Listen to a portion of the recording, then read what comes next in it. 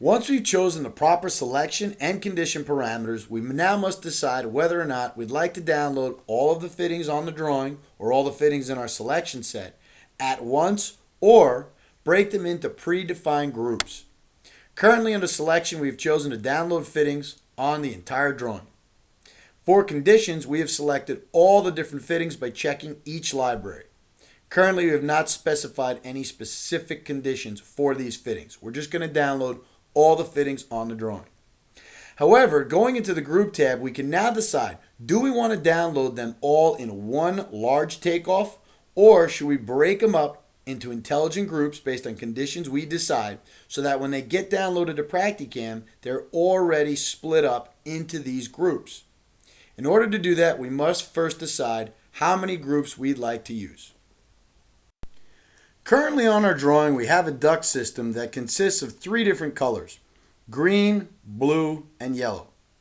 The green duct happens to be drawn with 6-inch water gauge specification. This is going to represent our high pressure group. The yellow duct was drawn with a 2-inch water gauge specification. This is going to represent our low pressure group. And the blue duct happens to be under the fabrication level order only, because this duct we're buying and we'd like to order it. So we'd like three groups: high pressure, low pressure, and order. So what we're going to do is bring our export window back up. We're underneath the group tab, and we're now going to create a group by clicking on the add icon, the green check. When we do that, Practicad is going to ask us to name a group. We're going to call this group order. We're going to hit enter. Once we've named the group, Practicad is now going to ask us, what conditions do the fittings have to meet in order to be part of the group order? So what we're going to do here is we're going to open up our condition set. And there are tutorials under the condition tabs that explain how to utilize these conditions. Here we have all the properties in the software, and the one we're going to use for the group order is going to be fabrication level. We're going to hit F. It's going to jump right over to the F parameters, and we're going to say fabrication equals, and we're going to choose order. Here you can see the three fabrication levels.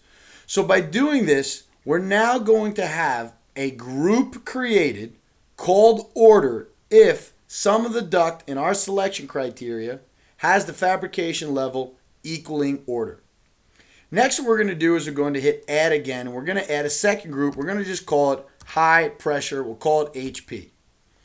Here what we're going to do is say if duct, and we're going to hit the letter S for specification. It's going to bring us to our S parameters.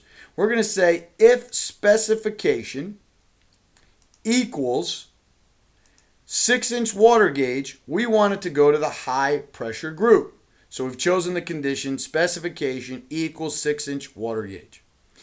Now what we're going to do is we're going to hit add one more time, and we're going to choose the low pressure. We're going to write low pressure, and low pressure is going to be if the specification equals, and we'll say 2-inch for this tutorial. Specification equals 2-inch, and that's going to be the duct that's going to classify the group low pressure. You will notice when you add more to this list that Practicad will open up the delete icon to delete, plus the up and down arrows. For example, we have LP lit. If we hit up, it's going to move it up in order, and down in order. Now, order of conditions is important, and under the tutorials for the Practicad layer mechanism, we show and explain why you want to order things properly. Practicad, when it goes to decide what should go in what group, is always going to start with the first choice here, see if the conditions meet the selection criteria, and if it does, it's going to put it under order. If it doesn't meet these conditions, it's going to jump to the next and say, does my specification equal 6-inch water gauge? If the answer is yes, it goes in the group high pressure.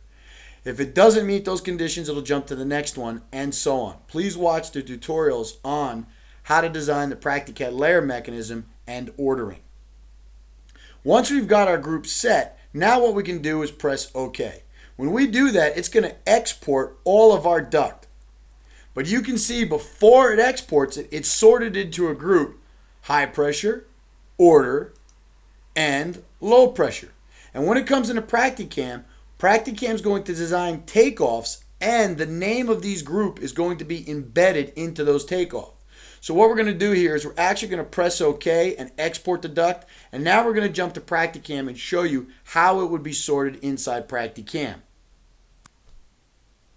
Here we're inside Practicam, and you can see that after we've downloaded the duct off our drawing, Practicad had created the name, and this is job name, Practicad training videos, the drawing name, which we called exporting automatics, and we'll show you where that is in a minute. And then it designed 3 separate takeoffs based on the group name. High pressure, and inside the high pressure, all the high pressure fittings.